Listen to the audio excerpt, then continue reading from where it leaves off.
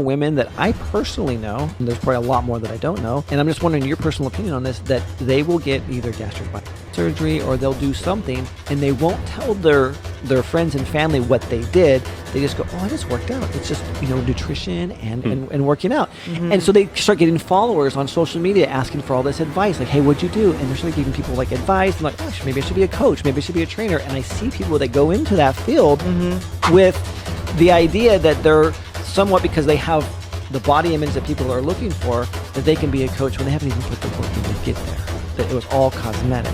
It's really funny, since we're talking about getting kicked out. This just happened last summer. I got kicked out of Red Hawk Casino on the Apex side.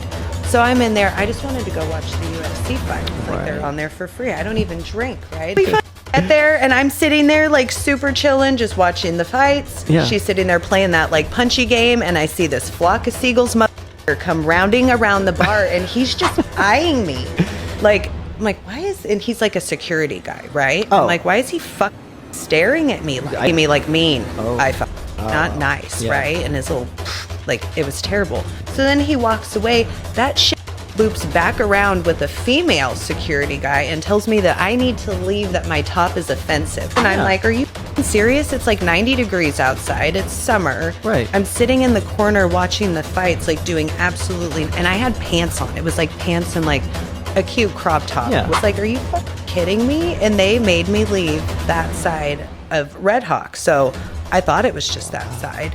So then I go over to the casino side, and he's chasing me through there with this lady trying to make me leave. I was like, I'm not leaving the casino. I lost him, but I was like, what the fuck? I tried to get kicked out of that. Wait, were Isn't you that fucked up? So what happens is men, predatorial men, they recognize, like, oh, I got your number. I recognize that energy that you're feeling. And so they're gonna be attracted to you because they know that they can hook you and they can get you, because this is how they control. And that's what it is. Narcissistic men, this is what happens. And so they recognize the wound and like, oh, I got this one. Yeah. And that's what happens. So until you actually truly, heal yourself of that old relationship energy, you're going to constantly have men that are attracted to you because they recognize this is someone who's hurt, who I can control. But I was like, at first, of course, I'm like, okay, well, this guy's either a perv. This is either his way to get pictures of girls' boobs. But I'm like, whatever. So I let him do it. And then when I got the reading back, it was like a 15-minute, like, full-on audio and everything. I was like, holy shit. Like, everything that came along with it. Like, I even messaged him back. I was like, this shit was, like, spot on. Like, completely, as far as, like, family relationships. Like, I pour my ass and heart and soul and everything that goes along with me into my kids. But they're kids. Like, they're just starting to give back.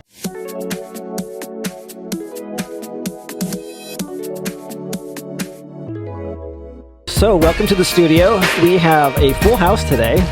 We have the beautiful Jen and her lovely friend Kel. Hey guys. Hi. Glad to have you. Beautiful voices, by the way. Thank you. Yeah, and then we also we have Rich here in the office as well. Thank you. Good morning. Yeah. So for those that don't know you, go ahead and feel free to introduce yourself. So my name's Jen. I am a personal trainer. I'm a mom. I've lived through some crazy shit in my life. I'm slowly approaching 43 and kind of just now figuring out what I want. You're not 43. I'll be 43 in 2 months. Happy early birthday. Thank you. You look great, by the way. Thank you. Yes. I've got a show 2 days before my birthday, so I'm going into that. So just trying to hell yeah, keep my head up and always what kind of show?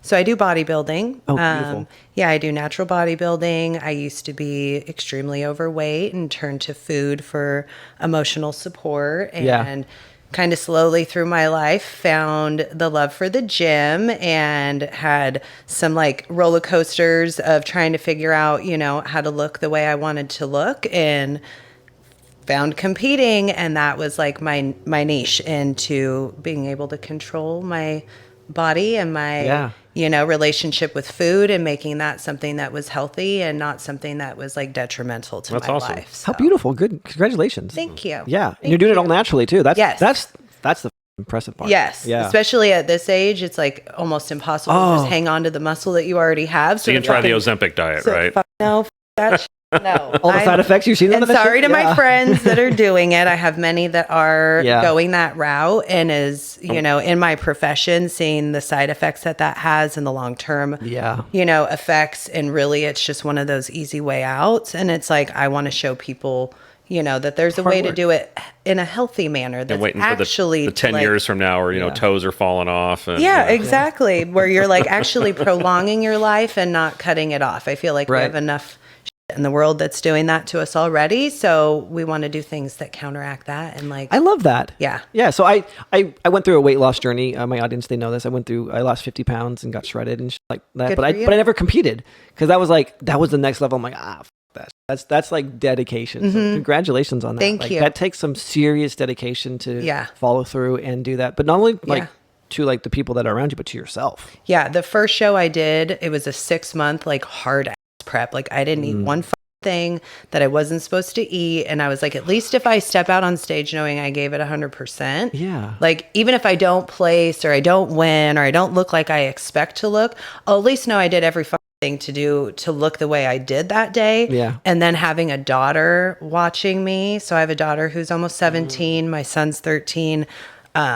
Those are like my number one drives in life, right? Setting that example for them. So for her to watch me go through that, and for her to watch me stick to it, and then get on stage. I got a text from her the night before my show, and she was like 13 at the time. Okay. And she's like, Mom, I'm so proud of you.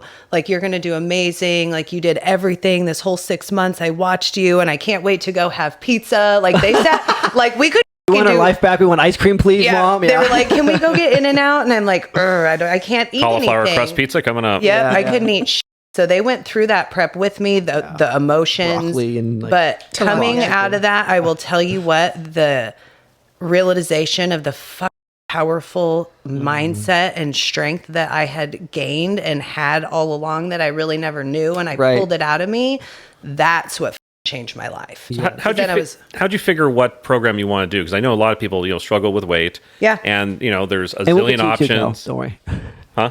I said we'll get to Kel's introduction too. No. Yeah. Sorry. Yeah. And, a lot of people struggle, and they're like, I don't know what to try. Like, how did you navigate? Like, okay, this is what I'm going to do. This is the right way. Because obviously, you're successful at it. What would be your advice to people that are like, what's my first step? What do I do if I want to try to do something natural? So, the first, like, honestly, nutrition. I worked out for years. Yep. And it was like 2 hours a day, cardio, thought I was eating right. I was eating vegetables, eating ground turkey, egg whites, chicken, all the things, right? And I did not. I looked better than I had. I had lost weight, but I'm like, dude, I put 2 hours in a day. What the fuck am I doing wrong? Like, I was that close to going and getting a tummy tuck. I'm like, fuck this. Took one person. Shout out to Amy Russell and IPO, which is International Physique League. That's who I compete with. It changed my life. Like, I went with coaches with that, and all it was a shift in my diet. It was a shift in my macros. Same. Because I wasn't eating enough protein. I wasn't getting enough carbs. I was eating too many fats for my body. Yep. So I had to learn Do you do blood work at all?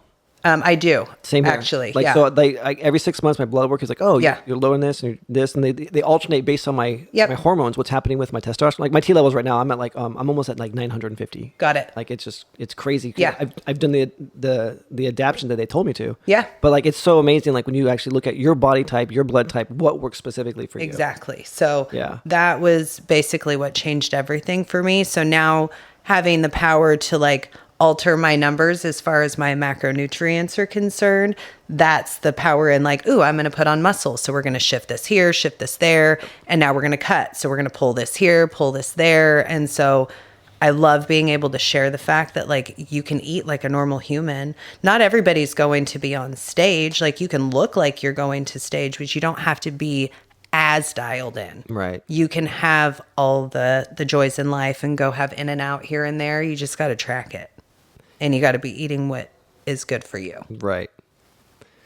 That's beautiful. Yeah, I track the shit out of my stuff. My wife hates it. Yeah, it's rough. I'm like in the movie, it's I'm like, rough. All right, half a bag of movie theater popcorn. Yeah.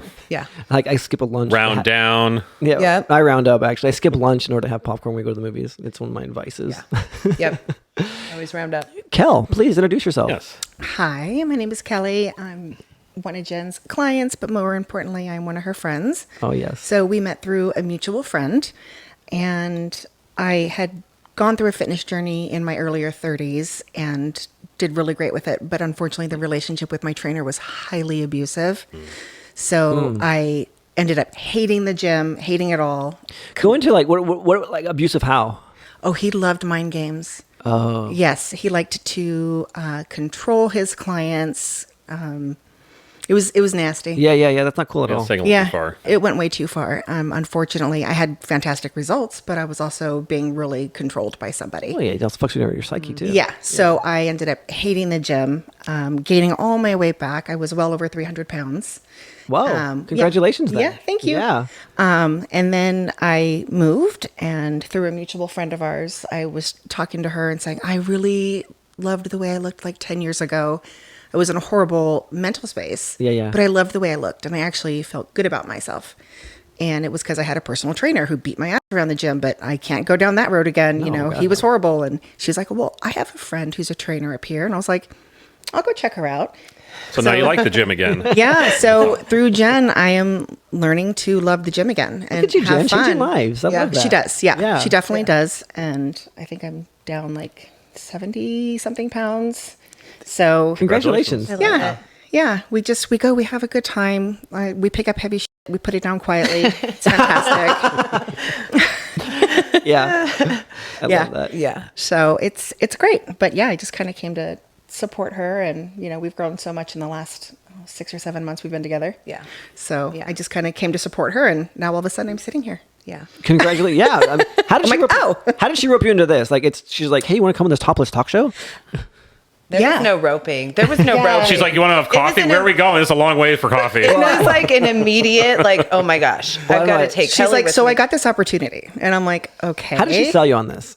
That's all she really had to say. Oh, yeah. Was I had this opportunity. And I'm like, okay. And she's like, this is what it is. And I was like, that sounds fantastic. Yeah, if you saw the two of us in the gym together, so the gym that we work in, the gym that I train out of is definitely a much younger clientele, I would say. Which you look. Thank you. Yeah. But both of you. You're worth every penny. I'm No, I'll give you double your money back. Okay. I'm about double, right? We're about double most of their ages. Oh, wow. But I think we have the most foul mouths, and we just fuck with them daily. I love that. I want to join you. Much fun. I want to join you at this gym. So verbally, you're on par with them. Oh yeah. So I'm like, they'll yell HR at us sometimes. They'll be like, HR. Yeah. I'm like, there's no HR here. It's the two nasty in the corner. So when I had this opportunity, I was like, there is nobody that I'd rather share this with than Kelly. Oh, for thanks, real. boo-boo. Of course, honey. Yeah. My boop. All your other clients are like, what? How come I wasn't invited? Right. My invite. It would make complete sense. It would make sense when they see us working out together. Yeah, Like, oh, that's not how you do that move. Yeah. Yes, it is. Like that tracks. Oh, it's so funny. I just barely got my wife to go back to the gym with me. So as I mentioned offline, I got off air. I got kicked out of the gym that I was in before because I had asked out a girl, the lifeguard, who was 18, by the way. They're like, you can't have this as a family gym. You're married. I'm like, we have an open relationship. This is like not a problem. My wife is totally fine. And they're like, well, it's a family relationship. We just don't want those dynamics here. So they kicked me out. So she's been going to this other gym for the longest time. I just convinced her to come to my gym. So she showed up Sunday for the first time. And then today we went to the gym again. And I miss those opportunities where I can walk by and like slap her ass or get behind her. I'm like, no, let me show you how this is really done. I mean, right? Like the lat pull down. I'm like, no, I'm going to stand like this. Like it's so much fun to be Don't sexual. get tossed out of another gym. I know now. I shouldn't. I love know that. but, yeah. I love being in the gym with your partner. Yeah. Like I love that. That's something I definitely miss, and that's something that's a must. Yeah. So I totally get it. One of my favorite things is she'll put on her red bikini and she'll go into the sauna because I'll go in the hot tub and then I'll go in the sauna afterwards. And so because no one knows who she is, this is her first time back, I'll go in and I'll see her and like all the guys are like, kind of checking her out. And I'll sit down. I'm like, hey, I'm what's your name? Kind of new here, yeah. And she'll play along. She's like, oh, my husband's away on leave. And I'm like, well, that's kind of cool. I'm recently divorced. You want to maybe grab some coffee? She's like, my husband's away. I'm like, just friends at first, of course. And like, so we'll flirt, and like these people are like, oh my god, what the is wrong with this guy? You know, and it's like, and then afterwards, they made for entertainment when they go home tonight. Be like, I was at the gym. You won't believe what happened. There was this guy. It's so funny hitting on this married woman. That is hilarious. We always do shit like that. Like, it's so much fun. Well, it's like that movie. I think it's This Is 40. At the very beginning of it, they're like in a bar and they're acting like they're on a first date, and they're like totally talking shit, and like she ends up slapping him, and then they go in the bathroom and but they're really married, and they're just role playing, and they get home, and they're on like in the Uber on the way home. And they're like, "That was fun," and I'm like, "I could get down with that." Like, I see the fun humor and the fun in so doing shit like that. That's a good another topic. We should have Uber drivers. I had one. Uber drivers that do late night pickups. Yeah. That would make for some good stories. Oh my god. Yeah, it would. So I actually, I don't think they're doing the bar pickup at like 1:30. Yeah, I'm sure you'd get. Oh god, dude. So I actually, I never aired this one. So we have 60 or 70 episodes that have never seen the light of day, because I was going through a divorce, and my attorney's like, look, this is going to destroy your character, especially if you're trying to pretend like you're a good dad, which I am. I'm a great dad. You're a good dad. But of course, thank you. But the other side obviously wants to like portray you as like this villain, and he was going through all of my shows. He's like, oh my god, I can't believe he does this and stuff. So I ripped them all down, and I never published some of the other ones. But anyway, one of the guys was an Uber driver, but in San Francisco. He was telling me some fucking stories, and this is like, I'm like, oh my god, I think I want to be an Uber driver for a weekend so I can have some stories for the podcast. But he said, in the Bay, that if you're picking somebody up after 11 o'clock at night, it's not uncommon for you to get solicited to have someone suck your dick if you're a driver. Wow. Male or female. He said, like in exchange for the ride? No, they're already paid for the ride. Just something, something to do for the night, or what? They do, yeah. Oh. Joe, we should be Uber drivers. Yeah, right. We already did to the mic. Well, he was also saying like that when they drop you off, if they're like, do you have another? Where's your ride after this? He's like, oh, I don't have one right now. Do you want to walk me up to my door? He said that he and again, I don't know if it's for show or for like the story or whatever, but he said he would either maybe trying to get a referral fee for getting you to be an Uber driver. He's like, this is what happens when you become an Uber driver. He's like, oh, sign me up. So does that change your rating? I don't know. Like, can you change the stars on the? Yeah, maybe. Yeah. You get all 5 stars all of a sudden. Right. Yeah. So he said several of them. He would pull over under the like that's whatever, and I'm so thick, and like I was like, what the fuck, for reals? Because I remember one time I went on this whole thing just for the show. I was like, you know what?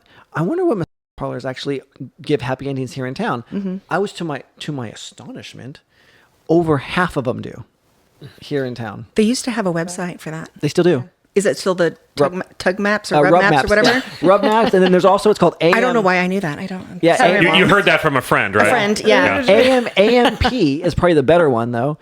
Don't ask me how I know. It's Asian Massage Parlor, and what they'll do is they'll rate who the person was, how much they paid for it, and what location, so you can specifically ask for that person, because not every location has people that give happy endings, but if you know that so and so does, you can go there and ask for them specifically. Wow.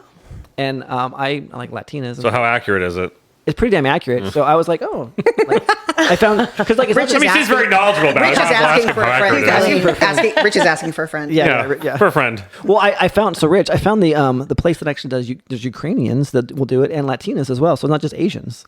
And they're pretty. So it doesn't discriminate. Yeah. It's multicultural. What I've also found out is some of them are full service. Oh, really? Where it's not just a rub and tug. It's like, you're going to come in and fuck these people. Yeah.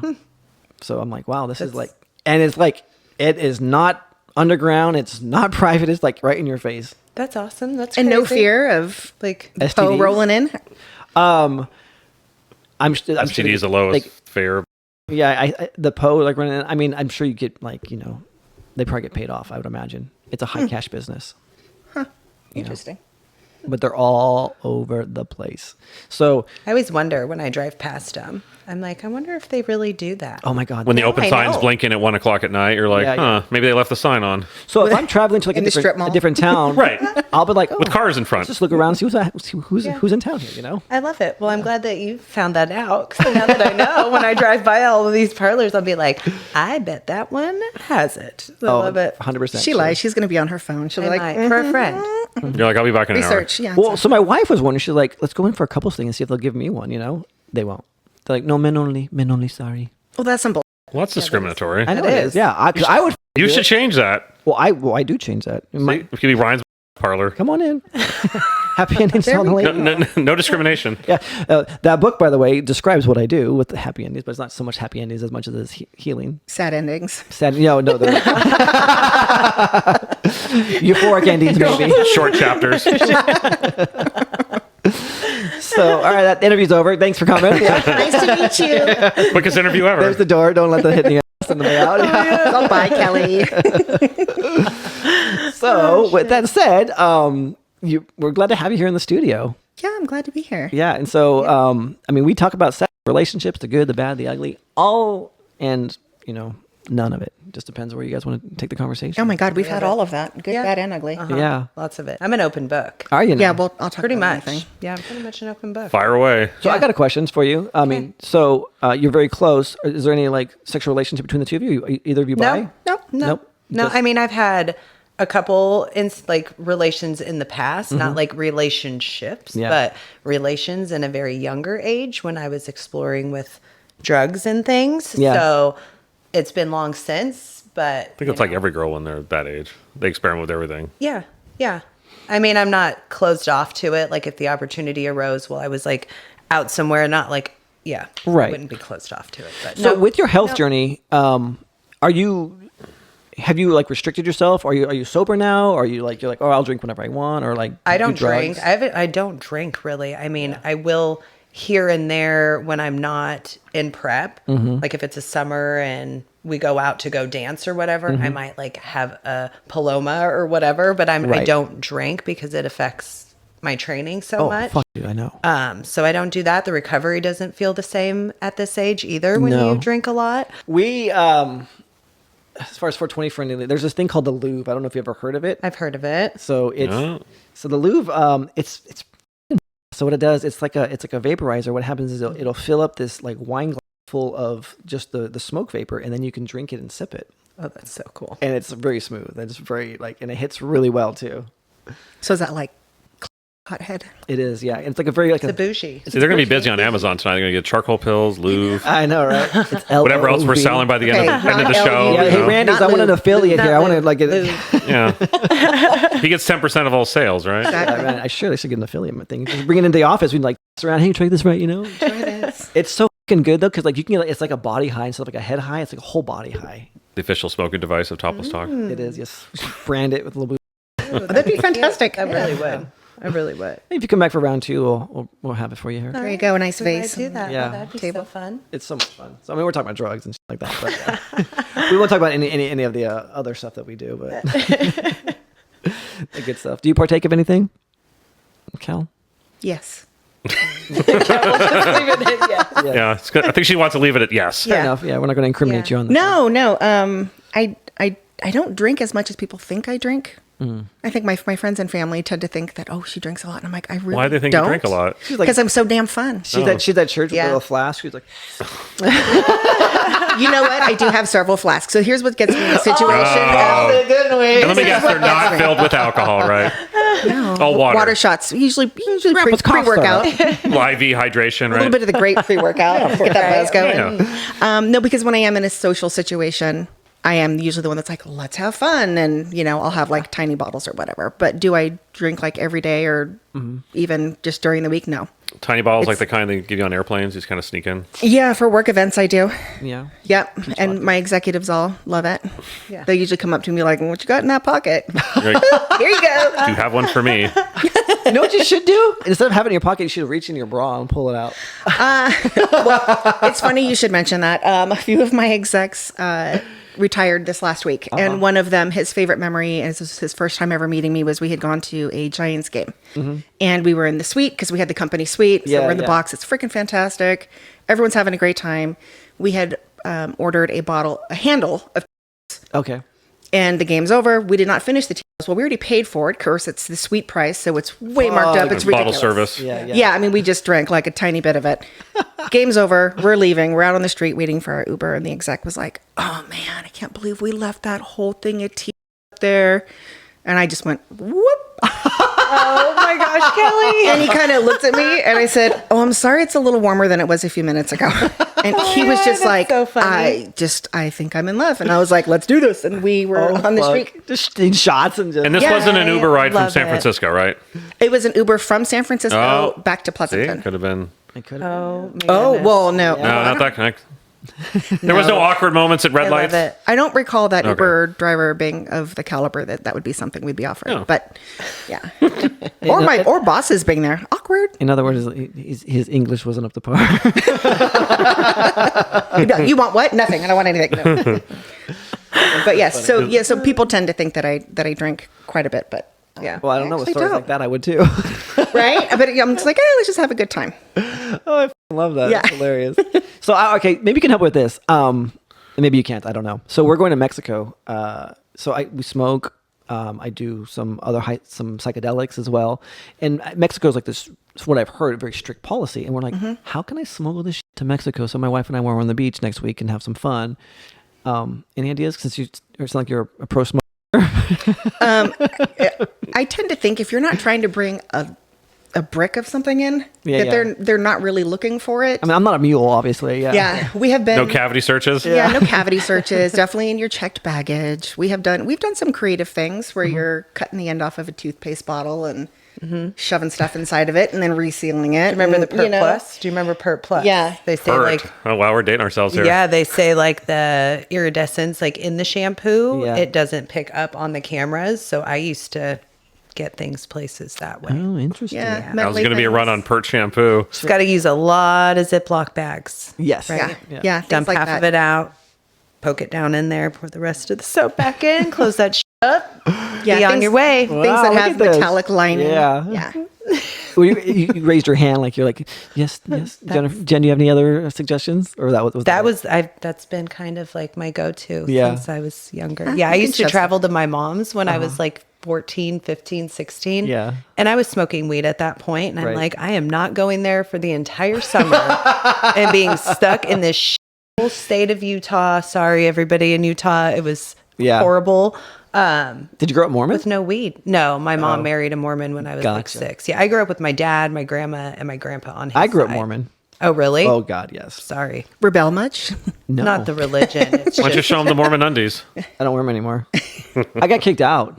After I left my if you're going to get kicked out of your gym, you're definitely going to get kicked out of Mormonism. Real. Well, yeah. Of Mormonism. Yeah, you don't. How many places have you been kicked out of? Well, shit, I don't know. I'm not trying to count, It might be Mexico. Wrong list to keep. Yeah, no, they don't kick you out. They throw you in a prison. They should ask for I keep money. bail money available for you? Yeah, you should. Yeah, maybe. It's really funny since we're talking about getting kicked out. This just happened last summer. I got kicked out of Red Hawk Casino on the Apex side.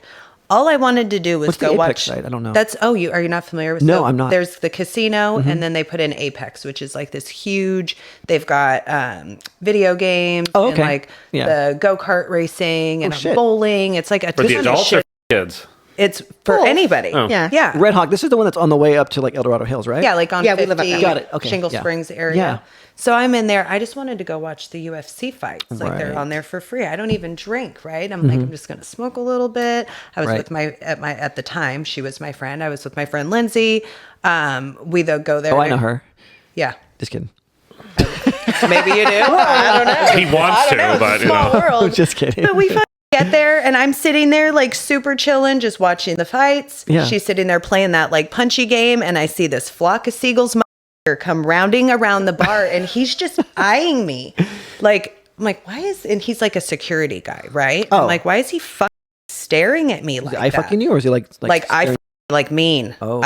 Not nice, right? And his little, like, it was terrible. So then he walks away. That shit loops back around with a female security guy and tells me that I need to leave, that my top is offensive. Was it this top or? No, but I mean similar to, and I'm like, are you serious? It's like 90 degrees outside. It's summer. Right. I'm sitting in the corner watching the fights, like doing absolutely, and I had pants on. It was like pants and like a cute crop top with, I'm like, I'm sorry that. I mean, you have an attractive body. Why wouldn't you show it off anyway? You know? We had gone to dinner before. So I was like, are you kidding me? And they made me leave that side of Red Hawk. So I thought it was just that side. So then I go over to the casino side, and he's chasing me through there with this lady trying to make me leave. I was like, I'm not leaving the casino. I lost him, but I was like, what the tried to get kicked out of that. Wait, were you that fucked up? That is so. It's so crazy don't to the me. Cocktail waitresses wear less than that? I know, more revealing, and their butt cheeks out or whatever. And I'm like, that's so crazy to me. It still tripped me out. Yeah, that's weird. We're just talking about kicking people out of places, and that like popped in my head, and I'm like, that's such bull. Oh my god! Guy probably had a crush on you, and you didn't smile back at him or something. He got his panties in a wad. No, he came up around the corner like he was on a mission. Maybe it was his first day, and there, I'm like, he was just like, I'm security. Look, I have a badge. I'm like, I'm sorry you don't like. Make $16 an hour. That's crazy, but who doesn't like boobs? I know, right? I like boobs. I think they're beautiful. They're amazing. Everybody does. Yeah, this is why we have. I've never met anyone that's like, you know what? I don't like boobs. So, right. And now, a word from our sponsors. Hello, my name is Alice Lamana, and I was given an amazing boobie reading from Ryan last week, and it was the most amazing thing I've actually ever experienced. I have to be honest, I thought at first it was just kind of this scam that was unique that this guy was running to be able to just see lots of boobs on the internet. But it turned out to be actually pretty intuitive and accurate. He was able to pick up on things that I've known about myself, but that I haven't voiced out loud to anybody. He explained things that I didn't share with him, and the connections make sense to me. It helped me learn a little bit more about how my body stores energy that I'm experiencing. I was shocked. Couldn't believe some of the things that he had said. I would highly recommend Ryan. Oh my gosh, I highly recommend it. Try it. See what happens. See what you find out about yourself. I just had a boob reading with Ryan, and I want to highly recommend that you do also. Now, back to our Topless Talk interview with Ryan Nickel. So check this out. So I was at 7-Eleven a couple of days ago. I was actually doing a speaking event in Grand Valley, and I pulled over to 7-Eleven because my wife wanted a soda and she was going to come support me. Did you get kicked out there too? I didn't get kicked out. No, thank God. So I'm over at 7-Eleven, and there's a woman in front of me, and I'm like, fuck, I'm gonna be late. I'm like the guest speaker, and I'm gonna like already show up late here. And she's just like, come on, can you just help me here? And like, she was trying to put money on her PayPal card, and for whatever reason, it wasn't working. And so finally, she just leaves, and I'm like, whatever, thanks, So I buy my soda and I go outside and I give it to my wife, and I see her in the car, and she's just kind of like having a hard time, and something tells me like, go talk to her. Like I usually don't. Like, was she cute? Is that what helped you go talk to her? No, I didn't even know what she looked like, to be honest, because I saw her from behind. I was in line. So was her silhouette good to look at? She was wearing sweatpants. Yeah, good. Well, I'm just wondering, like, what attracted you? You're like, oh, it was one of those situations where you just like your gut tells you like, hey, there's something more to the story. Go help this person. And I rarely ever I'm like I don't like this is. I'll ignore people that are like having a hard time because it's not my problem. However, it was just like it was something nagging at me. So I went over and I knocked on her car window and I'm like, hey, I heard you're trying to put money in your PayPal. Can I help you? She's like, you don't understand. Like, I'm having a hard day right now. And so I'm like, yeah, because she had the cash in hand. I'm like, if you just want to give me the cash, I have PayPal. I can go ahead and transfer the money to you. And she's like, it's $800. Do you really have that much? And I'm like, yeah, I got that for you. So you're a baller. I was right. Well, someone had just paid rent the day before and they paid through PayPal. So I had it there. So, but anyway, I took her $800 and I transferred it to her, make sure she had it and whatnot. And I was like, see, adios. And I left. And my wife goes, who's that? And I'm like, I don't know, some lady. She's like, well, she had really pretty hair. Were you following her because she had pretty hair? And I'm like, honestly, I didn't even notice her hair. And so, you didn't notice everything. I was stressed out because I'm supposed to be on the stage speaking at this event and I'm going to be late. Like, you notice the sweatpants. Your wife's like, she had pretty hair. You're like, she had sweatpants. Well, I was just noticing, she was not dressed up is what I was noticing. Gray sweatpants. Yeah. They were gray sweatpants, yeah. We're not in sweatpants season anymore. So I get home brand? later. I have no idea. I get home later that night and I got a $1 message back. And she's like, I just want to thank you so much. Like, you don't understand how horrible my day has gone. And that just, your kindness turned my entire day around. And I was like, oh, cool. And now here's where it gets fucked up. In my mind, I'm like, oh, maybe she wants something from me. And so I reach back. I'm like, I send her $1 back. I'm like, here's my phone number if you ever need someone to talk to. Oh my gosh, I love it. And then you checked her $100 bills and realized that and she blocked you. Right. No, yeah. Then she's like, no, 2 days go by. She's like, worst PayPal refill ever. And I get this message. She's like, hey, this is so-and-so. I just want to say, thank you. Like, it really meant a lot to me, blah, blah, blah. She's like, I'm recently single and I've never been this way before. And I'm trying to figure this out. I'm like, do you know anyone that's hiring? And I'm like, no, I don't know anyone that's hiring. I'm sorry, And we just went back and forth. And then I was very like, like, I don't know this woman at all. And so she's like, I was like, no, I have a private healing practice, and I do a little bit of real estate, and I have a podcast. And I didn't say I have a topless talk show. I didn't say I have a sex healing practice. I was just like very just benign about everything. Mm-hmm. She's like, oh, I'm into alternative healings. What kind of healing practice do you have? I'm like, that's my hook. There we go. All right. And so I tell her, I'm in. And she's like, oh my God, really? I'm like, yeah, I do boob reading. She's like, oh, what are my boobs? And I'm like, bitch. So she sends me her, I give her a reading. And so we're going back and forth. What'd they say? They were really nice. Her boobs were... what will they tell you besides being nice? No, she... like, don't get your PayPal card refilled at this 7-Eleven? Yeah, I mean, like, that's exactly what they said. Yeah. What they speak to you? Someone else had her boobs read. I had my boobs read. Yeah, we can have her talk about that. I sent my picture. So I'll finish this story real quick. So anyway, come to find out, she's like, yeah, I just lost my partner. I have 2 young kids. I was a surrogate mom. And I'm like, hold on. Surrogate mom? She's like, yeah, it used to be really lucrative. It's not lucrative anymore. And I'm like, oh, did you also breastfeed for those kids? She's like, yeah, but the family, they don't need me to breastfeed anymore. I'm still lactating a little bit. I'm like, oh, okay. And so I'm sitting there like, I'm thinking like, oh, these kinks and these fetishes and shit like that. I'm like, have you ever heard of an ANR? She's like, no, what's an ANR? I'm like, it's adult nursing relationship. And she's like, oh, I've heard of that, but I've never done that. I would really need to trust somebody. I'm like, I was just thinking outside the box here for you if you needed some extra cash, And she's like, well, I would really be open to it if it was someone I trusted. And I'm like, I've never really done that before, but I would be interested in trying it. She's like, if you have $150, you can meet with me on Thursday. And I'm like, okay, here you go. Ding. Here's your $150. So you're busy Thursday. So Thursday morning, I'm going to try this adult nursing relationship. I've never done it before. And I'm like, so we're talking about everyone loves, right? And I'm like, here's an opportunity. But I'm like, how the fuck do you do this? I'm like, are we naked? Are we cuddling? Like, she's like, yeah, I figure we'd be completely naked and this is how we're going to do it. And I'm like, oh, okay, this sounds fantastic. Well, she's not going to be dressed. Well, no, but like, I have sucked on women's breasts before. They have been lactating. Through their clothes? Well, no, they like, here you go, like. They just pull it out. Yeah. Flop it out. Yeah. Yeah, because it's like whatever. So I was like, this is a brand new experience for me. So anyway. So what'd you think when he was like, I can read books? You think it was a pickup line? You thought there was. Oh, all the thoughts went through my head. I was like, like nice try.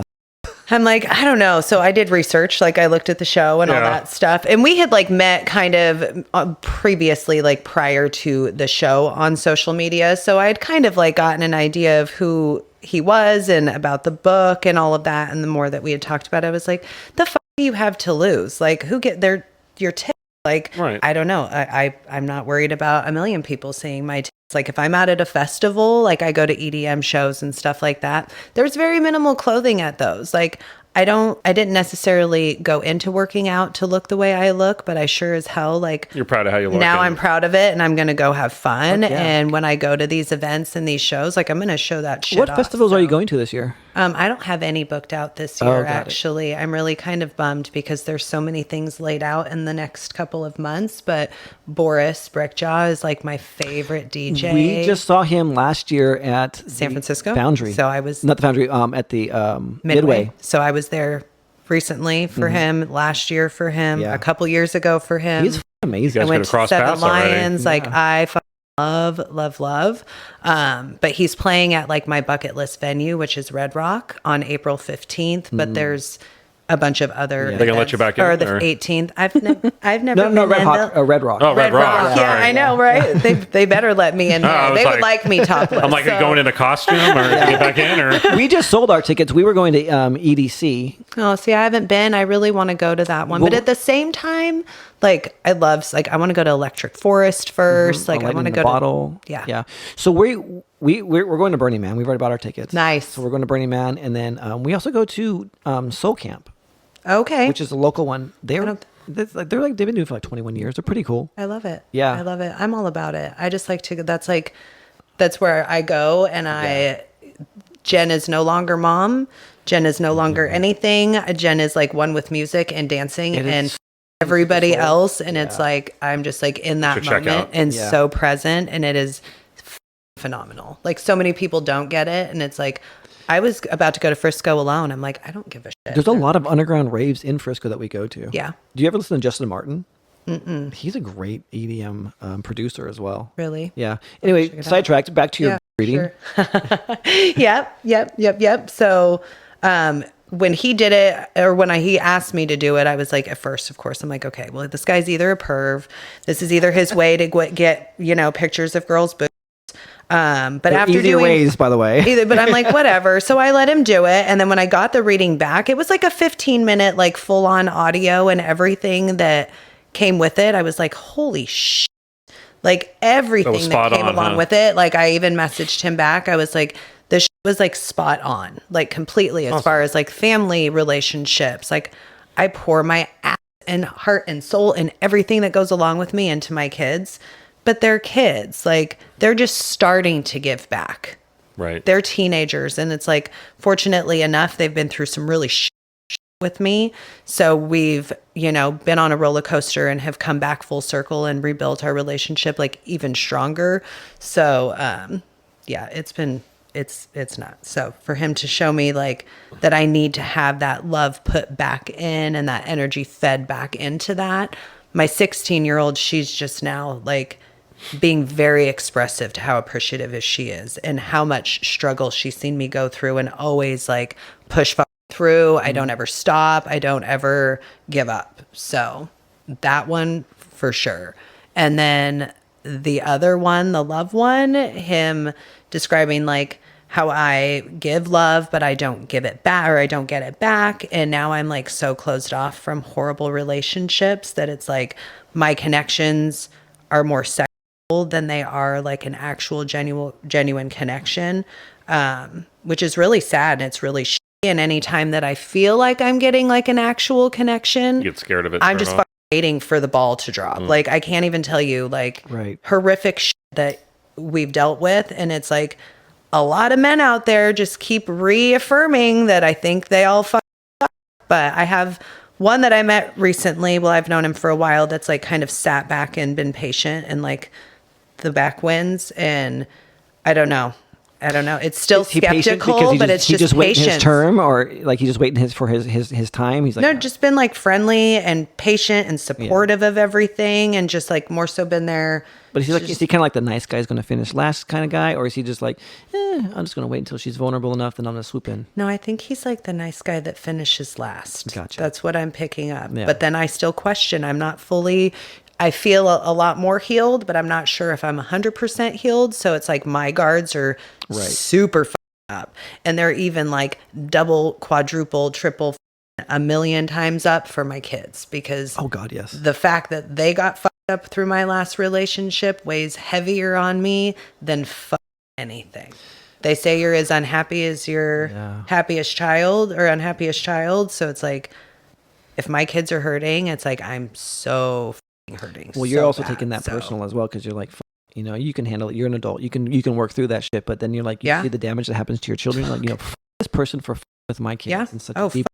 Yeah. There is like no coming back from that. That is like pure hatred towards those people because they hurt like the loves of my life. So yeah.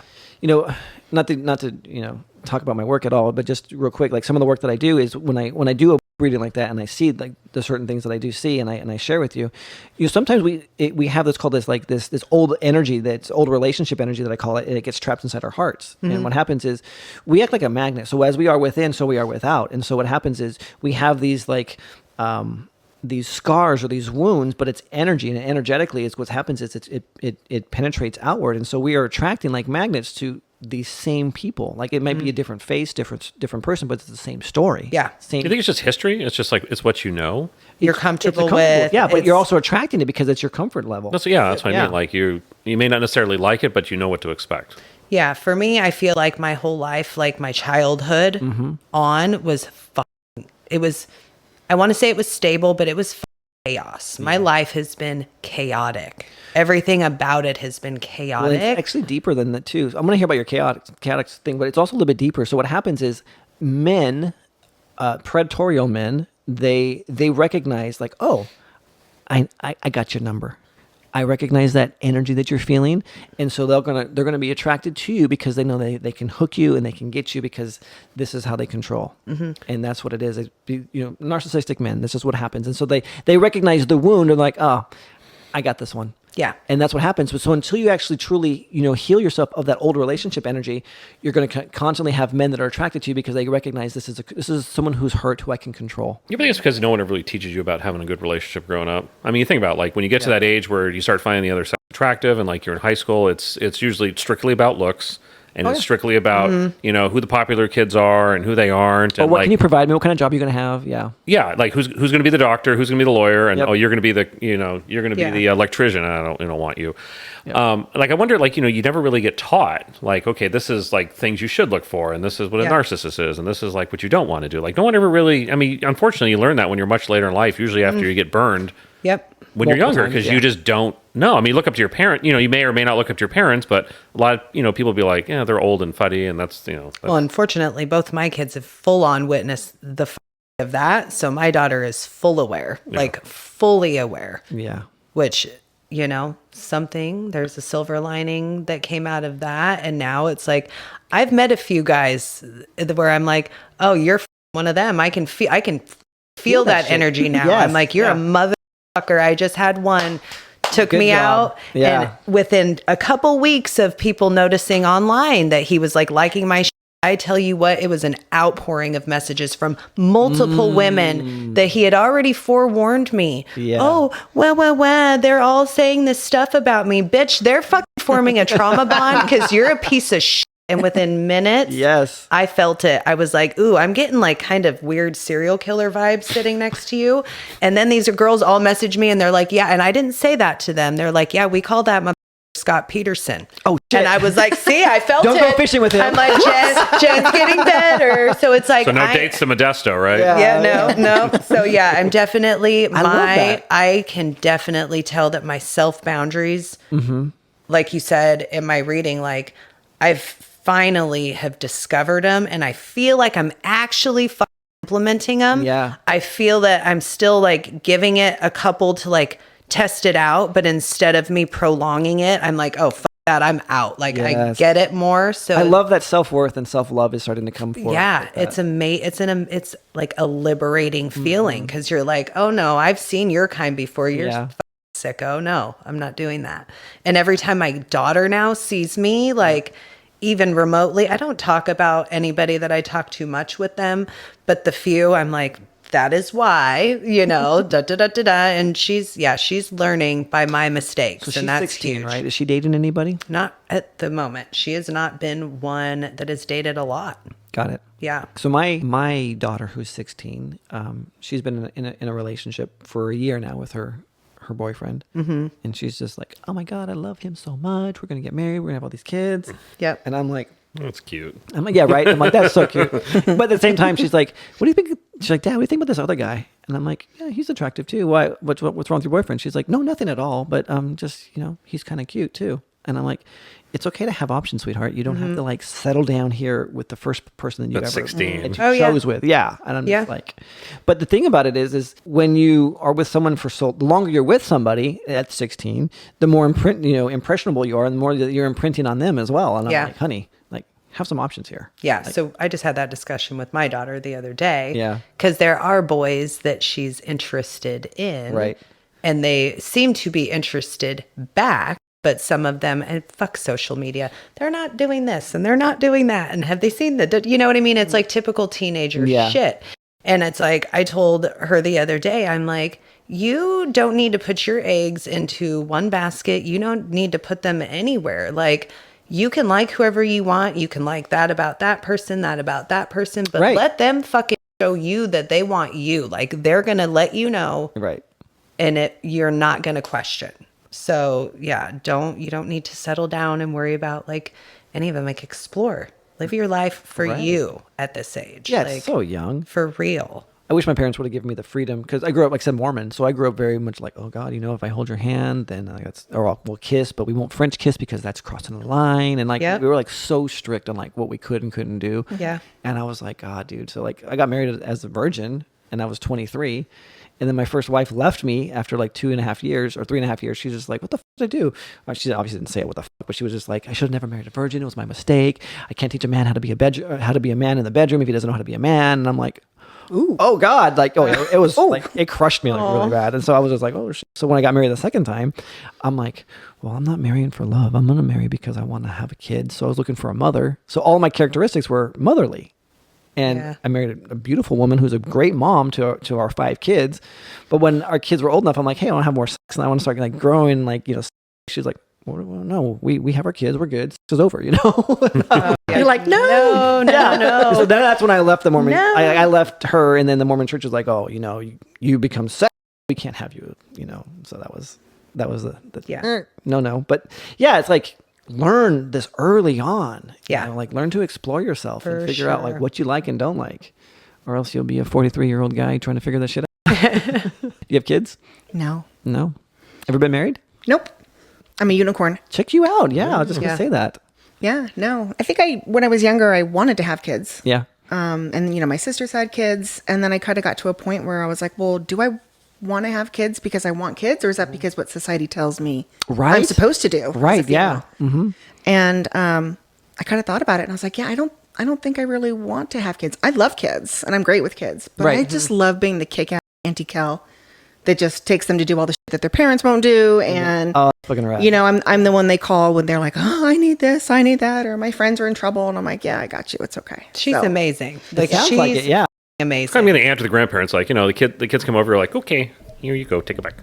Yeah. Fun's over. I take them and do all the crazy they want to do, and they'll get some spontaneous idea, and I'll be like, fuck yeah, let's go. What's the most crazy, spontaneous, fun ass idea you've ever done with these kids? Oh, jeez. Well, that opened a She window. looks at her, Let's go. The most recent one was I very spontaneously I was hanging out with my niece. She is absolutely one of my favorite people in this entire world. Mm-hmm. She's 18. Next to Jen, of course. Next to Jen, of course. Yeah. She's just the most beautiful spirit, which is hilarious because when she was 13, I wanted to crack her head into a wall so bad. I was like, this kid is so frustrating. But she finally grew up a little bit, right? Yeah. And they get that part of their brain working where it's like, oh, they can think outside of themselves. Right. And we were just hanging out one day, running a bunch of errands, and she mentioned that she really wanted this what was it, buffalo cauliflower or something like that. And I was like, for lunch. Mm-hmm. I was like, okay, well, who has that? And we were in Livermore. Yeah. Like, who's got that? And she's like, oh, Erewhon. And I was like, Erewhon, the grocery store? And she goes, yeah. And I'm like, in SoCal? And she's like, yeah, because, she's been to LA a few times. Oh my God, for reals? Yeah. And she loves it. And I was like, okay. And I'm like, well, it's already Sunday at like noon, And I'm like, well, that's not going to happen. And then I was just like, you know what? Fuck it. I got tomorrow off work. And she's like, well, I have it off school. And I was like, want to go to lunch in LA? And she was like, oh my God. Are you serious, Auntie Kel? And I was like, yeah. And I'm like, to be your nephew. Yeah. But everybody loves. But we got to leave at like 6 a.m. Right. Like if we're going to haul ass down there. Or leave now. Yeah. So I was like, well, I got clean underwear because I had spent the night. So I was like, I got an extra pair of underwear. Yeah, I'll stay another night. Underwear, by the way. I don't wear underwear. I've worn by underwear, I just meant pants. But I was trying to be nice. So I was like, yeah, fuck it. So I stayed the night, and the next day we road tripped down to Calabasas just to get lunch. Wow. We ended up adopting a parking lot cat on the way there. No. Yeah. Small Harrison. So now I have a cat that I didn't plan on having, and he was awesome, and he was my little road trip cat. Yeah. And he's Harrison? Because I picked him up at Harris Ranch. Oh, God. On 99? On 5. We're like, when you go right before you hit the Grapevine. So I was telling my niece, if you got to pee, this is the spot where we get off to pee. I used to live in Visalia, which is just across the way there. Yeah. So we stopped at Harris Ranch to use the bathroom, and I ended up taking one of their cats out of the parking lot. And so I named him. Yeah, I named him Harrison. Well, it was going to be Harris, but then I was like, I don't like the way Harris sounds, so then it's Harrison. Harrison is much better. Yeah, so he's dignified. So we went. It was like royalty now. It's Harrison. He's like, it's Harrison. Prince Harrison. Yes, he did the whole. He did the whole drive from there down to Calabasas, back all the way up to Livermore to drop my niece off. On your lap or what? My lap or her lap. Wow. Yeah, I dropped her off in Livermore, and then I drove back up to Camino. Scored the lottery, man. He did. Really did. Not only did he like a beautiful person to live with, but like someone who wants to spoil the shit. And escaped out of Harris Ranch. He did. I know. Yeah. I spoil my cats ridiculously. She He's so well taken care of. I identify as a cat sometimes. Session on Monday, and she was like, "I've got a Harrison care package coming," and she ordered that cat so much shit, so much stuff, like life supply of catnip. Oh my God, he's not on the nip. No. I tried. I'm best, like, maybe best it's... cat tree to claw. Yeah, yeah. Wow. He's not into the cat trees either. He really likes the rug in the living room. So I'm like, Bougie fuck it. I don't like that rug either. Simple Just pleasures. go ahead. Yeah. Tear it up. Who gives a fuck? So yeah, he's good stuff. But yeah, I'm the spontaneous aunt that will do that. That will spend an entire day driving you down to Southern California just for lunch. Yeah. We didn't stay the night. We didn't do anything. We didn't get back home till like 1:00 in the morning. Fuck. That's but she's never going to forget that. No, she loves it. And all of her friends were like, "What the Auntie Kel took you. Can she come get us?" I was like, oh. And so then I had to buy a bunch of groceries for her girlfriends because they all wanted certain things. And that store is expensive. Well, it's in Calabasas. That's Whole Foods on crack. Is like, it? you think Whole Foods is expensive. Whole That's Foods where is a whole paycheck, man. That's what I call it. This is a whole month's paycheck is to go to Erewhon. Oh, wow. Yeah, it was expensive. It wasn't easy. It's like drain your 401k, we're going to Erewhon. Yeah. It wasn't, yeah. And of course, then I had to bring back stuff for her girlfriend. But there's something to be said about like Whole Foods. I've never been to Erewhon, but like my body reacts better to the food that's there, the quality of food, the quality meat, all of that. Like, oh, the food was so good. Yeah. It was to the point where I was like, yeah, like you do get I would do that. I would do that again. Yes. No, but I would absolutely. I have told her. I said, yeah, I would do that again. Take the motorhome down, just park in front for a few days, just eat there. Just live there. Yeah, real. You would have to live out of the mobile home. Yeah. Just because, you'd be because it's so expensive. So much money on the food. Yeah, a $35 smoothie and fuck. Oh my god, shit is so good. Though. I was like, it's probably got a bunch of like hemp seed and I've already thought about it several times. I'm Yeah. like, so Lane, do you maybe want to go? You're like get another. She's like, huh? You're like, let's go. Let's try to find these ingredients. Getting turned on by this, yeah. Right, it was good. Yeah. There's a place called the Briar Patch in Valley that has really good food and stuff like that. But I was gonna say this: do you drink raw milk at all? Either of you? I haven't had dairy in like 15 years. I don't do a lot of dairy. So dairy does inflame me. However, raw milk, would they say it's not for human consumption because they sell it for animals supposedly, but you buy it, you can drink it. It's be really good. It's so good for your body. Yeah. Because it, for whatever reason, doesn't go through all of that like homogenous, that they do. But yeah, it actually really does like help. Well, are we meant to consume any milk other than breast milk anyhow? That's back to the breast milk. That's a great, back to the breast milk. It's a great question because there actually was studies done in the early 1920s how the raw milk diet was actually curing a lot of what we have modern ailments. And then they found out the pharmaceutical companies were like, well, if we get rid of this, people are going to be more on meds. Then so they got rid of it. So it's like a whole huge conspiracy there against it. So there is something to be said about raw milk because if you go back like anciently, if you want to follow like the biblical codes of shit. Milk and honey has been around forever. So yeah. People were fit back then. Like, one of my guilty pleasures is watching eating Whole Foods, old Price is Right. Yeah. And like you look at the audience members in Price is Rights from like the 70s and 80s, and they're like all fit. Yeah. Like there's very few people that are overweight, and you look at the prices right now, and you can't find a person that's like under 200 pounds. And it makes you want like the food that they were eating back then. Even when they show when they're doing some of their games, they're showing like the things that they were selling. Yeah. And now like you can't even find those items on the shelf anymore. Yeah. What's really interesting too, my wife had this theory. She was like, I think the more preservatives in your body, the longer that the food stays in your body. Yeah. Or the more preservatives there are in the food, the longer it's going to stay. Like the shelf life is going to also the shelf life in your body too. So if you eat makes sense. Like natural foods, it's just going to go through your body the way it's supposed to. But if you're having all these preservatives, your body's like, what the fuck is this? I'll just store it over here. Yep. Keep it on the side right here.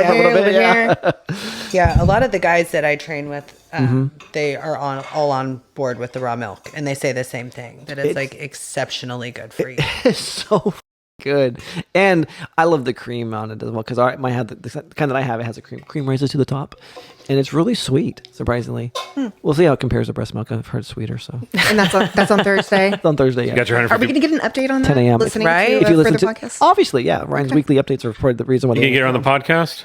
Oh. His mouth will be full. He won't be able to ask too many questions. Do you need a co-host for that day? We can't show that episode, online. Yeah. It's just leaking. It's funny. I've already like dropped some seeds. Like I was like, because I gave her breeding, and then she reported back. She gave me like an audio. I was like, oh, you have a really good like audio voice. Have you ever thought about being on a radio before? That's a nice way of saying you're ugly. You have a nice face for radio. Yeah. Yeah. No, she's a very people told me that all the time. Like, you have a great radio voice. I'm like, I know I'm ugly. No, you actually have a good voice. No, she has a very life choice. like sensual kind of voice. So I was like, shit. You know what? I might have her this book needs to be read, but it needs to be read from a man's perspective because it's written by a man. Anyway, yeah. So that's coming up. So we're gonna have fun with that too. I love it. That might make for some interesting questions though after she's done, since it's her first time doing it. It is, yeah. To see what the experience was like from her point of view. Well, I'm like, honestly, so I actually went down this rabbit hole. I was talking to my wife about this morning. I was like, I don't want to nurse for an hour. To me, that seems. I don't think she wants you to nurse for an hour. Well, she said she wanted me to. An hour? She's like, do you want to nurse for an hour? I'm like, I don't know how long she nurses her babies when she had her, But either way, you're not a baby. I'm not a baby, and I'm like, you have way more teeth. Yeah, there's a lot more power behind that stuff, for sure. Well, definitely, but I was. That's a whole new topic. Yeah, a lot of power behind that. Power behind that suck. But I was thinking about this. I was like, I really just want to. They're in pain there for her. You just want the taste. I just want to taste. They're like, the experience of it. And then the more I dove into it, I'm like, what do I really like? What am I actually really looking for? Like, what is it like emotionally that is appealing to me in raw the situation? milk? Huh? That's what it is. It's the raw milk. It is. Yes. It's like that's for my diet. It's a dietary. My doctor recommended. Are you going to bring like an empty jug? Yeah, I'm gonna have her pump it right here. Like you can get breast milk ice cream. Can you really? You can order it. You can online. cook with it too. Yeah. Yeah. No, I used to deep freeze that shit. It was like gold. Yeah. No. Yeah. You can. So it's a 5 by 5 by 5. It's 5 minutes fresh, 5 hours in the fridge, or 5 months in the freezer. Mm-hmm. Like that's the rule for it. No, but the way I was thinking about it was, I'm like, I think this is more of like, I'm looking for more of like a nurturing experience, like on a woman's breast, being cuddled afterwards. Does it qualify as mommy issues or no? I think it's kind of like a little like, yeah, I need my mommy, but like it's an emotional thing. I'm like, oh, I was like diving into it. I was like, I think I'm looking for more of like a nurturing situation. Therapy. Yeah. So $150 for an hour? Yeah. It's, less than I charge my therapist, or he charges me. So. Interesting. But I was also thinking, fuck, how am I going to like not control my hands, like want to like explore her body? Because that's what my hands want to do. And she's like, oh, it's fine with me. I'm like, oh, okay, well, best of both worlds, I guess, So she's going to tie you up ahead of time. We'll see what happens. How that goes. You get to see if she's on Rub Maps. Yeah. Right? Pull up, you're like, this address is flagging. Yeah. Blinking red lights, like open. Stop your car here. I know. Watch. I'm getting played. She's like, oh, I do this all the time. I'm like, oh, I thought I was your first. You lied to me. It's a dude. It's a dude. It's a guy. He takes the wig off. He's like, look at me. True. You didn't really look at the face. I didn't. I have no idea. You just looked at the ass. Didn't even see the ass. It was just sweatpants. Just sweatpants. Oh, then that means no ass. If you can't jumper. But she has nice hair. So yeah, but he didn't see the nice hair. My wife saw the hair. Wife approved. But women are good at noticing a girl's hair. Well, she was like, well, her hair was like nice. I'm like, oh, I saw some woman in sweatpants, and the hair was like oblivious to me. But here's what I was surprised by, because even when she gave me her boob reading, I can see she has a drawstring from her sweat shorts, and she has her sweatshirt pulled up, and I'm like, this woman's wearing the same sweat outfit the very next day. So she hadn't changed. But I guess I was Maybe surprised. I was surprised by what she was packing underneath the baggy sweatshirts. Yeah, that was my point. Was like, I had no idea that all of that was hiding behind that. Sweatshirts, sweatpants are, they're deceiving. Yep, they are. So I guess we can report back and let you know how that goes. I'm interested. Yeah, I'm interested. Right. I need to follow up. Oh yeah, you're invested now, huh? Mm-hmm. Yeah. It'll be the new book. It'll be part 2. A&R, what you don't know. Well, there's a whole subreddit for it. I went on Reddit to figure this shit out. I'm like, hey, who's doing this? And like some guy came on. He's like, you disrespect these women by paying for this. They would willingly do it for free. I'm like, you, dude. This is a single mom looking for some money, And he's like, they're not prostitutes. They're people too. And I'm like, okay, whatever. Yeah. Well, she's offering it as a service. Because I asked her. It's like getting your car washed. Well, I had asked her to. I mean, I know that she probably wouldn't have if I didn't ask her, but I don't know. She couldn't have offered it too, though. You was what? She wouldn't ask for money? No, that if I wouldn't have proposed the A&R for cash, that she wouldn't have done it. I don't know. I feel like I'm kind of corrupting her a little bit, but maybe I'm not. Maybe I'm like, because you didn't ask her to do it for free? No, I wouldn't have. Where's the corruption? The money or just asking? Just asking her to do it for money. But you mentioned it to her as an opportunity. I did. You didn't necessarily come at it as, hey, I want this. I'm going to let me do this. You said, here's a field. Here's an option for you if you're looking for cash. And she's like, oh, do you know she's like, yeah, how about you? Yeah, she's a big girl. She can make that decision on her own if she's willing to do that. Yeah. So yeah.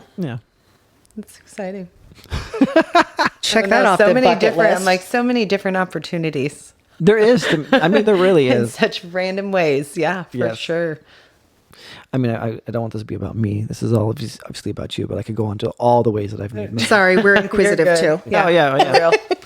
Well, we could do an episode where we just flip it around. Like you guys could be guest hosts, and then we'll roast him. I mean interview. I mean, because I did have a woman yesterday. She was like, "Hey," she paid me though, so it's roles reversed. But she was like, "Hey, I want to experience basically being. I want you to tie me up, bound me, have your way with me, and push me to some limits." And I'm like, yeah, I definitely can do that. She's like, however, I work and we need to be done by 7 a.m. Can we meet at 5:30 a.m.? So yesterday morning, my wife's like... She 1099 you afterwards, or? Yeah. No, she Zelled me, went right into my account. And my wife's like, where are you going so early? You went to the gym yesterday and you're going to the gym to meet me tomorrow. I'm like, oh, I got a client I got to go work with. Yeah. And she's I just like to be buff. She's like, oh, that's right. I forgot you have your female sub that you're going to go play with. Your breakfast session. My breakfast session, yeah. Talk about breakfast sessions. Oh my God. Like I came here fasting thinking that I was just like no big deal. I was famished afterwards. I was like, I should have taken like a pre-workout. I should have done all this stuff because afterwards I was like, oh God, I didn't realize that was a lot of work. So yeah. Did you get the barfs after? I did not. Oh, that's good. Yeah. Sometimes clients get that when they've like gotten up early, pushed really hard, they have no food in their stomach. I was fatigued and sounds like you need a nutritionist. I think we're finding somebody right here. Yes. Like if you're gonna do that 5:30 morning, you got to eat this, do the following. I'm curious. Like, do you work out? Not waking up with pancakes and syrup. Mine really varies. Does it? For me, it's a lot of like that's kind of my mental therapy for myself. So right. It's like I like to get my headphones on. I like to check out. Yeah. Do my thing. So it's like it's whenever it fits in my day. Oh, got it. So you don't have no set, like you don't prioritize it. Oh, it's prioritized. I just look at I work 3 jobs. I have 2 teenagers. So I'm constantly like, okay, where am I going to fit it in today? Got it. Like tomorrow I work a 10-hour day. So I'm like, all right, I got to get home tonight from work, go to bed early because I got to get up hella early to get my training in tomorrow morning. So. And that's what I meant. I guess like by saying prioritize, like it's not like a priority on your day because you have so many other variables that you're juggling. Yeah, I don't sit aside like, oh, from 2 to 4, I'm training. Yeah. There's no way. For sure. There's no way. So when people give me excuses, I'm like, F that, dude. Right. You have no excuses. fucking excuses. And look at your results. I mean, like, you're like, look, I'm working 3 jobs here and you still have like the great body, great results, and you're going to be on stage here soon. Mm-hmm. Yep. There's no excuse. And people are always like, oh, it's because I'm busy. I'm busy. Life's always busy. Right. Shit's always going on. It's better to start when you're busy. Yeah. Because then you're like getting well adapted because it's just going to keep happening. So that's so true. Where is your show at? So we are flying. Kelly is coming with me. What? And Kelly, whoop, yeah. Whoop, whoop. So yeah, it'll be birthday weekend in Phoenix, Arizona. Yeah. And then there's going to be a more local one in Angels Camp, Murphy's area in October. It's not really local, but still. To me, I guess it is kind of from here, but it's a little bit closer than Phoenix for sure. Yeah. So yeah. Well, that's awesome. So yeah, we can drive our drugs to that one. Mm-hmm. Exactly. It's true. Exactly. Let's go over with the agricultural. Like any fruit? Like nope, no declaring. That's going to be awesome. I wish you so much success on that. Thank you. Now, you say you do it all natural. Is the whole entire competition all natural, or do they have divisions of like? Oh yeah, no. The whole league is natural. Yeah. They test you. They test you. So every time I get off stage, if I've placed, I'm like immediately upstairs in a cup with somebody standing right there, making sure if it comes back dirty, then you're getting your title stripped, like right there. Right. It's good to keep it fair. So for sure, definitely. Yeah, I like it, and it's like going into the whole thing, it was like to be healthy. So I don't knock people for whatever they do, but it's like I want to portray like being healthy. Is TRT considered Is it considered? I guess where would TRT fall into the category? I mean, it kind of really depends on like your opinion in it, but like for my league, why don't you give an explanation? Because I don't think everyone knows what TRT means. I don't know what it means. It's just a testosterone. I actually really don't know what it stands for. I don't. Well, it's because people are listening to this and be like, "What's TRT?" Like, it's a testosterone, artificial testosterone booster. Yeah. It's a hormone, but once you go on it, you're on it. Like there's no getting off of it. Yeah, it's something. I'm not on it, but I get accused of it all the time because I'm 45, and they're like, "You just know what you like that without being TRT." I'm like. Yeah, you're just so good looking. I mean, I don't think it's good looking. Ryan, rough. Oh, jeez. I don't know how you wake up every morning.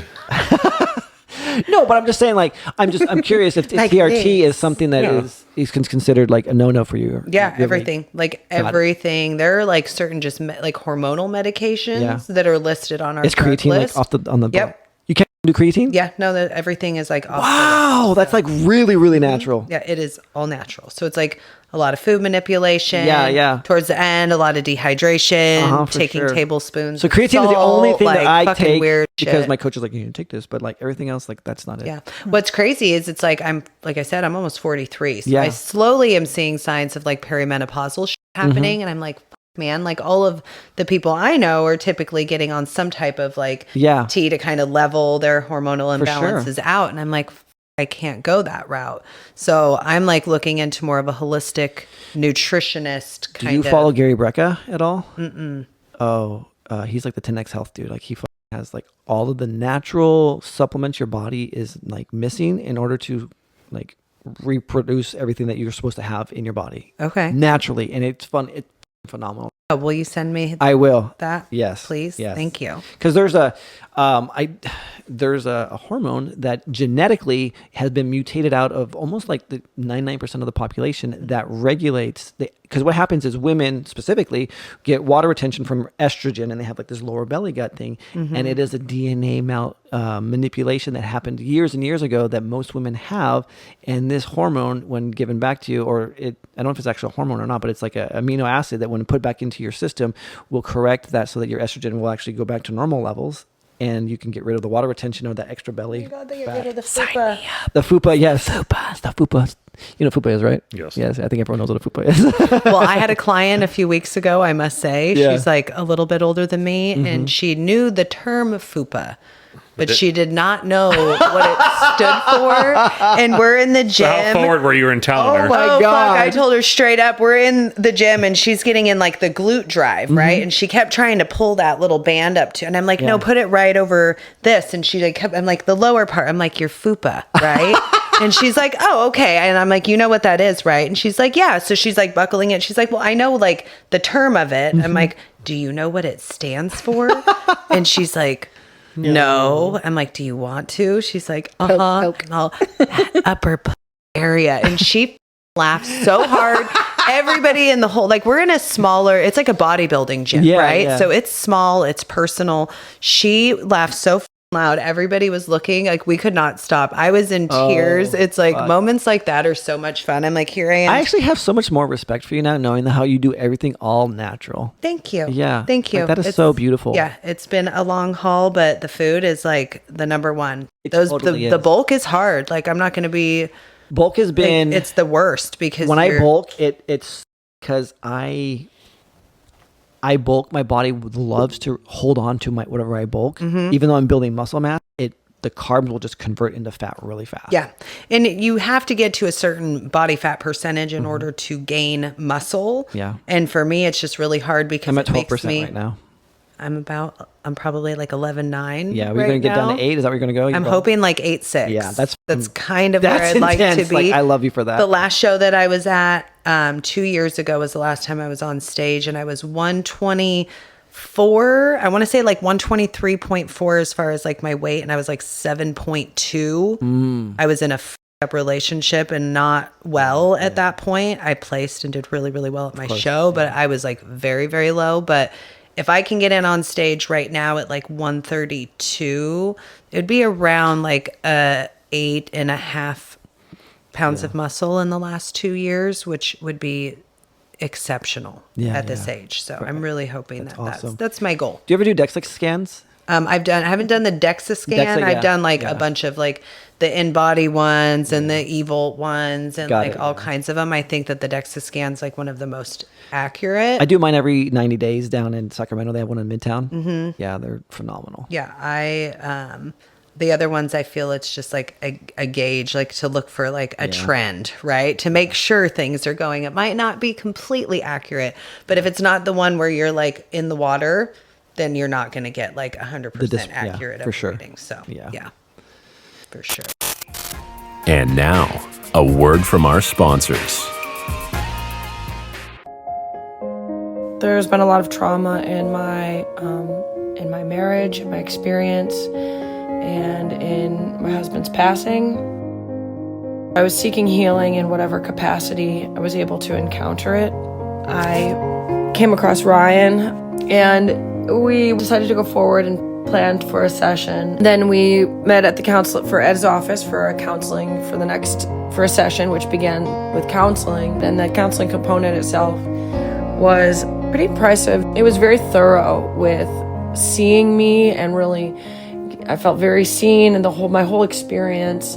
So he could see what direction I was ready to move in and from what perspective I was coming from. It felt like a very unexpected healing experience that I embraced. It came to me, and it was an opportunity for me to exercise my adult consent in a safe place. I feel grounded in my healing journey, and I look forward to continuing that journey and of healing and growth. I have a lot of gratitude for Ryan and the work that he's done for me. Now, back to our Topless Talk interview with Ryan Nickel. I'm kind of geeking out on stuff over here. No, it's a good topic because, it. I mean, just when she was starting to talk about weight loss, like it's always a conversation and people just don't know where to start. And like the internet's a terrible place to start looking. Yeah. So it's nice to talk to real people with real results, and they're sitting in front of you and they're not on a stage trying to sell you some package. And, it's like, oh, you got to take this magic pill. And so it's like, it's nice to hear that. Those things will work short term, but what comes along with it. And then it's like, once you stop, it's like, it's not a matter of just getting it off. It's a matter of working with what's going on in your brain and creating that relationship with food and the trauma and why you're using that, and creating a different outlet so that they can change their life. I want to ask you their lifestyle. A controversial opinion about something. And Always So because you're in this fitness field, in fact, you do this professionally you compete personally, but you also professionally compete, and you also are a trainer, so it affects your income if someone is pretending to be something that they're not, because they're like, oh my God, look at her results, I'm going to go work with her, when they're like, oh my God, don't you know what this person really does? Yeah. And what I'm getting at is there are women that I personally know, and there's probably a lot more that I don't know. And I'm just wondering your personal opinion on this, that they will get either gastric bypass surgery or they'll do something and they won't tell their friends and family what they did. They just go, oh, I just worked out. It's just, nutrition and working out. Mm-hmm. And so they start getting followers on social media asking for all this advice. Like, hey, what'd you do? And they're sort of giving people advice. And like, oh, maybe I should be a coach. Maybe I should be a trainer. And I see people that go into that field with the idea that they're somewhat, because they have the body image that people are looking for, that they can be a coach when they haven't even put the work in to get there, that it was all cosmetic. So, yeah, I mean, it's really, really hard because I was at that point. I was at that point where I had the knowledge. I had put in the work. I had put in the blood, sweat, and tears, and felt like I had tried everything. And I was about to go do the surgery. Would you still be a coach, though, if you did? I was a coach going into the surgery if I would have done it, and I would have been a coach coming out of it. But I would have been forthcoming to where I got to that point and why I did that, and been honest and upfront about it. I think that anything, for me, I'm a open book with my girls. Probably I'm professionally unprofessional, right? If that makes sense. I'm very professional and I do my job well. I get my girls results, but it's we probably talk about a lot of shit that people that go to big hoity-toity gyms don't hear the conversations that I have with my trainers or my clients. Yeah, I mean, just at Planet Fitness. Oh, we so get many way worse things. than FUPA. But I feel like that's Come on, Kel, show the tea. Yeah. We got some great security cam videos. But yeah, that's what creates those bonds and those connections, though, is it's I'm real with you, you be real with me, and we're going to get you there. Yeah. And a lot of people aren't like that. A lot of people are looking at the money, and I got to make the sale. I take it completely out of every, it's I just love to fucking help people, especially when it's a woman that's not comfortable going into the gym, not comfortable with their body image, not comfortable with how to get started, not knowing where to start, not just feeling so unsure. And this is why I wanted to have you on the show, because I work with a lot of women who are just I hate myself. We have a full body mirror in my in my office here, and I'm like, hey, that's I mean, there's no clothes on. They're looking at themselves in the mirror. I'm like, tell me one thing you like about yourself. And we're staring at the mirror. She's like, I just see someone who I hate. And I'm like, well, we're going to be here until you can tell me one thing that you like about yourself. And I'm like, obviously I'm. Like my eyes. I like my smile. I think I have a nice smile. I'm like, cool. And then I'll point out something. I'm like, you know what? I actually like this about your body. I like this. And then they're like, oh, no one's ever said that about me before. I'm like, actually, this is a really beautiful feature that you have. So, but again, aside from that, I'm like, what other resources could I have? So I'm like, I wanted to have you on the show because I'm like, well, this is someone who's actually done this herself with people that she's, that love you, that are doing it. I'm like, how can I refer people to you, whether it's virtually or in person, that you could actually help because you have the right mindset to help this person be like, look, you're a bitch. Like, I'm going to get you to where you want to go. Yeah. Yeah. My girls are called Iron Sirens because I love that. It needed to be true to me. Like, I grew up. Are you a siren? Fuck yeah. I grew up in Santa Cruz. Like, I've got mermaid tattoos. Like, that's just, I mean, Splash from like Daryl Hannah and Tom Hanks and like the old animated. Like, I grew up as a mermaid, and just the siren is like that epitome of badass. Yeah. But they're beautiful. Like, they're beautiful, right? And it's like, I don't want women to feel like whatever their journey looks like. Yeah. And it's like, I've helped men too, but my passion is really helping women because I have had boys roll up next to me at a signal light when I was 17 and been like, you're fucking fat, like to my face. Those guys. I've had when Abercrombie and all those stores open, walk in there and they're like, hey, we don't have clothes that fit you.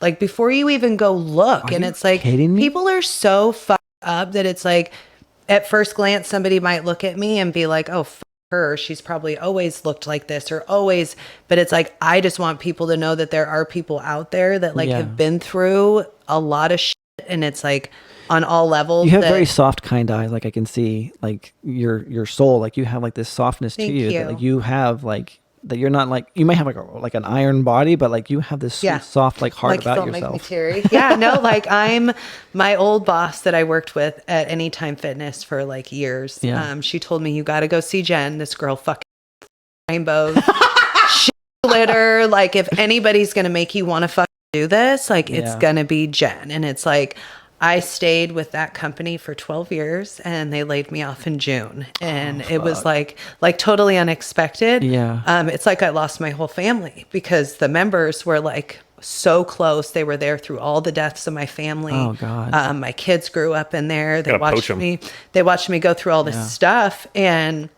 they booted me in June, and I just restarted training on my own out of, Cameron Park Iron in Cameron Park, California. Spencer brought me in there, like, no questions asked. I'm the only girl trainer in there. I'm way fucking older than everybody in there. And I'm like the mom of the gym. And it's like, you felt at home. They love me and I love them so much. And it's like, I just gained like this whole new family. And it's like, it's been such a fucked up 2 years in my life. Going through a really abusive relationship, seeing what that did to my kids' relationship with me, losing my job. I felt like I was at an all-time low. Like, I had no money, nowhere to go, no nothing. And this gym brought me in, and it like gave me that start of that sense of purpose. But now it's like, I can look back and be like, that's why those let me go, because I have regained like the most phenomenal group of people that I get to work with every day, like clients and like fellow coworkers and trainers and stuff. And it's like, this gym just opened in June, and it's like ground floor. And it's like, I'm just so blessed to be getting this opportunity to like hit the ground floor and running at 42 years old. 42 years young. The most recent beautiful part out of it. So briefly, my daughter, her and her dad don't have the closest relationship. My kids, and they have the same dad. Yeah. He's close with our son. My daughter, not so much. They've had their trials and tribulations as she's grown. She's my ride or die. That girl is my fucking ride or die. I love that. She's blessed to have you. Thank you. Yeah. She's been through everything with me. We had a 4-year relationship with somebody after her dad that was an alcoholic, and I made a choice after a very long time of riding that roller coaster, that this is not a good choice for me and my kids. I got to step out. I married somebody who I thought was it. I thought I really genuinely thought he was it. And he turned out being somebody who I did not know. And he pulled us in, love bomb. It like stripped everything away from me of my identity, where it was like I solely had to rely on him. And it got really nasty, and he started getting nasty towards my daughter. After he pulled her in as his own. Like, she really loved him. And on the way out, it was an argument over a phone charger, and he had about a couple bottles of wine, and he called her a cunt.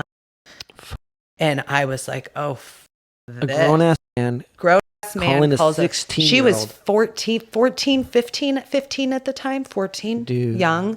Too young to be having that kind of interaction with this big, muscular, fucking red, hostile man. Yeah. We left the house. We went to the gym. And within 2 days of that incident happening, I got a phone call in the middle of the night that the guy that I was in the relationship with prior, that was the alcoholic, had just murdered his girlfriend and is now in San Quentin. He was almost like my daughter's dad growing up. Like, he was so close. What the fuck? In such a hard time. So we went through, all of that, and losing my job, finding out friends that I thought were my friends, finding out all these people that like had my back, like not one person, maybe a couple, but not very many people. Security guards are red hot kicking your ass out. Yeah, right. But yeah, like she can't even ride a go-kart. I know. Not very many people, other than like my ride or dies, really showed their true colors when my life really hit the and my kids had to go through that. And then the last year and a half, 2 years has solely been like me rediscovering, like my kids even said, like, you were not you.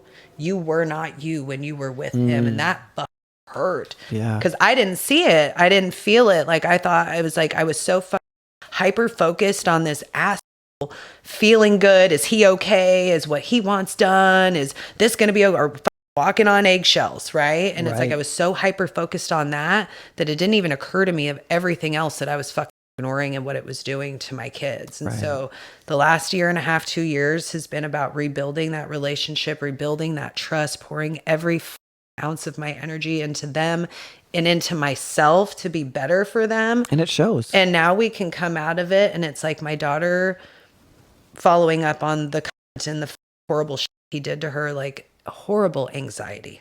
I mean, she couldn't go to school because she was so anxious, waking up, throwing up, questioning all the time, like what she did and what was wrong and why he did this. And, you know, so it's like she really, really struggled. And along with that, I wanted to die. Like, I wanted to die. I thought, like, holy I've done this to her. You know, like, my decisions have done this to her, and it's up my relationship with my son.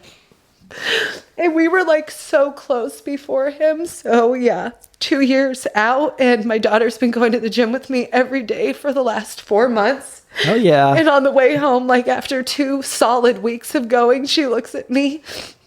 My kids are like my best friends. Like, I probably talk about things and let them do things like that most parents are just like, She looks at me and she's like, Mom, I feel good. And I'm like, like, I don't want to say I told you so. Right? Like, I don't care if my kids cuss. Like, express yourself. My kids are the same way. My kids cuss around me, and I want them to be able to be free like that. Yeah. And this is why I wanted you on the show. Like, this is such a beautiful story of triumph. Like, you've been through some terrible things, and now you're on like this road of like, I know I need that too. You know, right?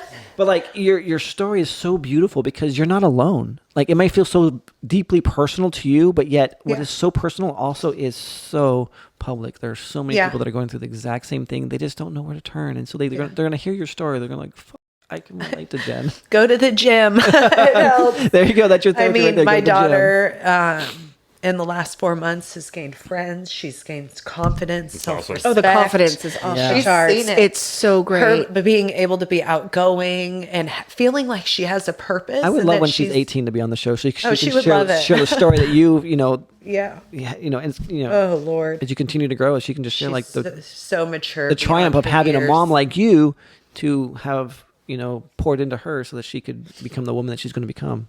And she's fantastic already, but she's going to be exceptional. I wake up at my Instagram and I'll have like messages, like those little funny messages or videos or whatever, and they're from her, and they're all about like how proud she is to have me as her mom, you know? That And must it's feel like so great. so many times you just sit and you're like, God, I'm such a fuck up.